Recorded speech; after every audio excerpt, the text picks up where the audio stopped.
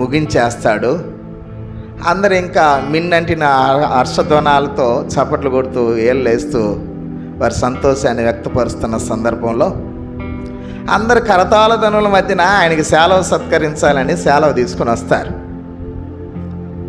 ఈ సందర్భంలో ఆయన ఏమాత్రం సంతోషంగా ఉండడు. ఆయన అదే విధిగా ఒకవైపు చూస్తూ ఉంటాడు.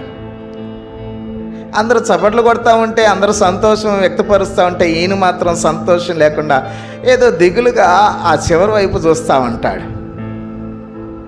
ఈ ఆహ్వానించిన పెద్దలందరూ అంటారు, ఏంటండి ఇంత సంతోషకరమైన శుభ సందర్భంలో నువ్వు ఎందుకు అట్లా మౌనంగా ఉన్నావు, నీ ముఖంలో సంతోషం లేదంటే, అందరూ చప్పట్లు కొడుతున్నారు కానీ ఆ మూలలో ఉన్న ఒక పెద్ద ఆయన నాకు చప్పట్లు కొట్టలేదు అంటాడు. అటువైపు చూస్తే ఆయన చాలా కురువృద్ధుడు. ఈ